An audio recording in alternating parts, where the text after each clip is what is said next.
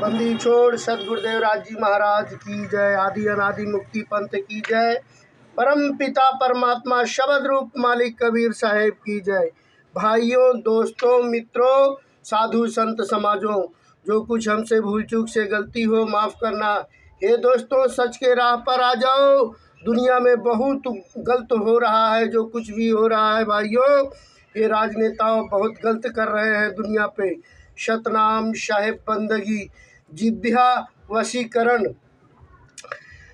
जिव्या इंद्री चाहे स्वादा, खट्टा मीठा मधुर स्वादा, सहज भाव में जो कुछ आवे, रूखा फीका नहीं बिगलावे। जीवा का संबंध जल तत्व से है और इसका विषय रस है। यह सदा विभिन्न प्रकार के अच्छे अच्छे स्वाद वाले व्यंजनों को पाना चाहती है। जैसे इस संसार में छा, रस, खट्टा, मीठा, कड़वा, कसौला, नमकीन और चरपरा बताए गए हैं। जीव इन रसों के मधुर स्वाद में को पाने के लिए सदैव तत्पर रहती है। साधु संत को यह करना चाहिए कि वह इन रसों स्वादों की आसक्ति में न पड़े। समय अनुसार सरलता से जो भी शुद्ध सात्विक भोजन मिल जाए उसे प्रसन्नता पूर्वक स्वीकार करें। रूखे सूखे भोजन को स्वादहीन समझकर ठुकराए नहीं, बल्कि संभाव से आदर पूर्वक ग्रहण करें। विशेष विभिन्न प्रकार के रसों स्वादों के चक्कर में पड़े रहने से व्यक्ति का पतन होता है, क्योंकि जीव के स्वाद में पड़े रहने के कारण वह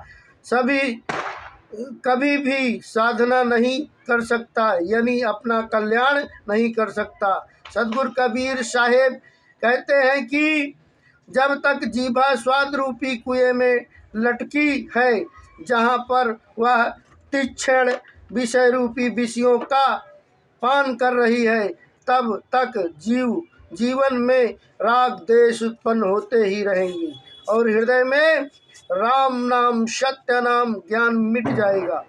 यह सर्वविदित है कि रूखा फीका शुद्ध भोजन सदैव लाभकारी होता है, क्योंकि यह प्रत्येक श्रेणी के व्यक्ति के लिए अधिक गुणकारी स्वास्थ्यवर्धक होता है। जबकि विभिन्न प्रकार के पकवान एवं मिठाइयाँ स्वाद की दृष्टि से तो अच्छी होती हैं, परंतु स्वास्थ्य की दृष्टि से लाभदायक नहीं मानी जाती। विभिन्न तरह के चटपटे पकवान और मिठाइयाँ खाने से मन में भी अनेक प्रकार के विकार उत्पन्न होते हैं। भोग की इच्छा जागृत होती है, मन स्थिर नहीं हो पाता। जबकि संत साधक के लिए मन का स्थिर होना अति आवश्यक है। इसलिए संत साधक के लिए रूखा सूखा भोजन ही ज़्यादा श्रेयस्कर होता है। सदगुरु कबीर साहेब कहते हैं कि अपने कर्मानुसार रूखा सूखा खाकर संतोष रूपी शीतल जल पियो, लेकिन दूसरों की चिकनी चुपड़ी रोटी को देखकर अपने घी को मत ललचाओ। वहाँ तक रस स्वाद की बात है कि समस्त सांसारिक विषयों के रस विष रूप ही है। उस सबसे अलग हटकर केवल परम पिता परमात्मा की भक्ति का रस ही सबसे उत्तम रस है।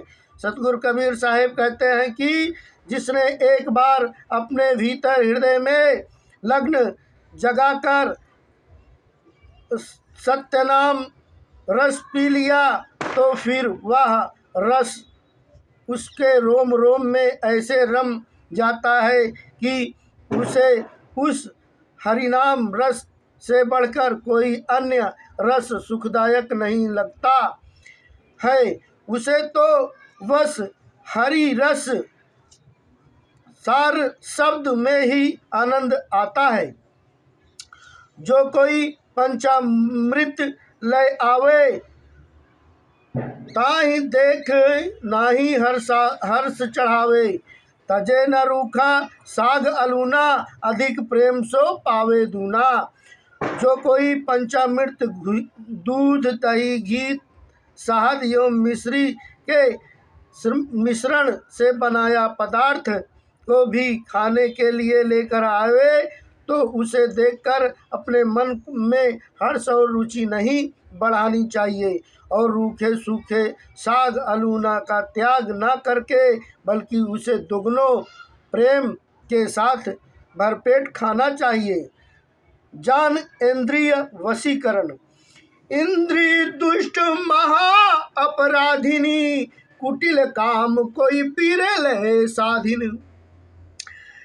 कामनी रूप काल की खानी, तजहु तास संग हो गुरु ज्ञानी।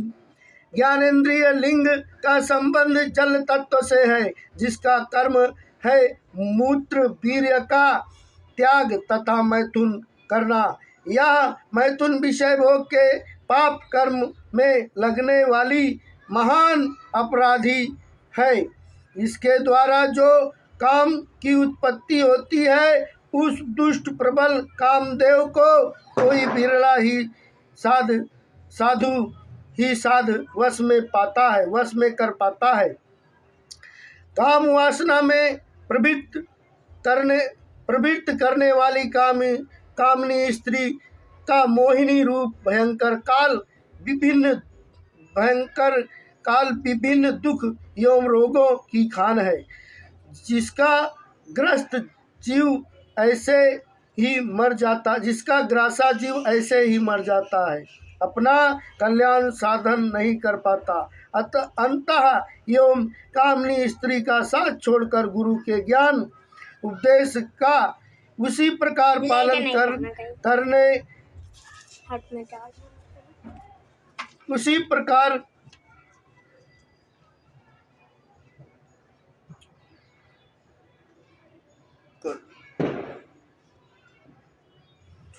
छोड़ अपना कल्याण साधन नहीं कर पाता। अतः एवं कामनी स्त्री का साथ छोड़कर गुरु के ज्ञान उपदेश का उसी तरह पालन करे, गुरु ज्ञान में समृद्ध हो। विशेष जीवन कल्याण का अधिकार स्त्री पुरुष दोनों को ही है, समान है। इस विषय में जहाँ कामनी स्त्री पुरुष के कल्याण में बाधा है, वहीं कामी पुरुष भी स्त्री के कल्याण में बाधक है। अतः ऐसी स्थिति में साधु पुरुष की तरह ही साध्वी स्त्री को भी कामी पुरुष का त्याग कर देना चाहिए। काम विषय बहुत ही कठिन विकार है। प्रायः सभी संसारिक स्त्री पुरुष काम से किसी न किसी रूप में अक्सर ग्रासित रहते हैं।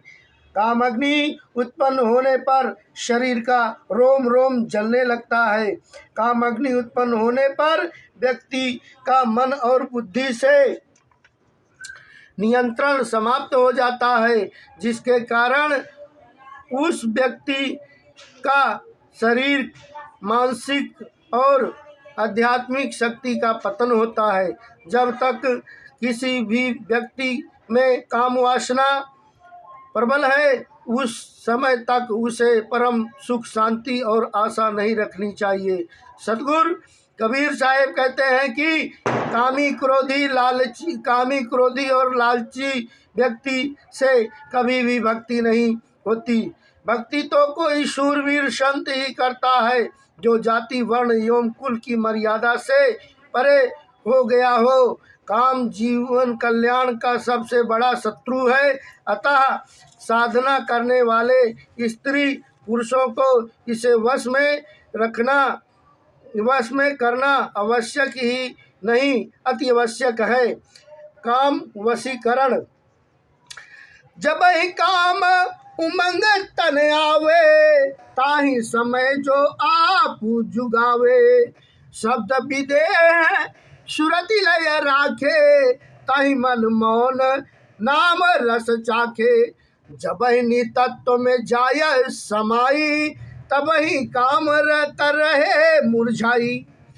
काम को वश में करने का उपाय बताते हुए सतगुरु कबीर साहिब कहते हैं कि जब काम उमड़ कर शरीर में आए, यानी कोमोत्तेजना प्रबल हो, उस समय जो अपने आप को बचाए तो पूर्णतः सावधान होकर ज्ञानपूर्वक उपाय से बचे। उसके लिए वह स्वयं के विदेह आत्मस्वरूप पर अपनी सूरत ले जाकर रखे। यह जाकर कि मैं देह शरीर नहीं हूँ बल्कि शुद्ध चेतन आत्मस्वरूप हूँ का ध्यान करे और मन तक मौन स्थिति को प्राप्त कर उस ध्यान की अवस्था में सतगुरु के सत्य नाम का अमृत रस चखे। जब साधना की उच्च स्थिति में साधक शरीर के पांचों तत्वों से परे अपनी विशुद्ध चैतन्य आत्मा स्वरूप में समा जाता है, उसी समय शरीर में उमड़ा हुआ काम मुरझा जाता है, यानी नष्ट हो जाता है। विशेष काम अग्नि शरीर में ही उत्पन्न होती है और शरीर द्वारा ही भोगी जाती है। स्वयं को देह जानकर ही अज्ञानी मनुष्य भोग विलास में प्रवृत्त होता है। जब वह यह जान लेगा कि यह दिखाई देने वाला जड़ देह नहीं बल्कि विदेह अविनाशी चैतन्य एवं शाश्वत आत्मा है, तब वह इस काम से पूर्णतः मुक्त हो जाएगा। काम को वश में करने के लिए मन को पूर्णतः शांत करके सतगुरु द्वारा वृत्तित्व नाम ज्ञान की विधि पूर्वक साधना करते हुए अपने आत्मस्वरूप में स्थित होना चाहिए। सतनाम साहेब बंदगी बंदी छोड़ सतगुरुदेव राज जी महाराज की जय हो।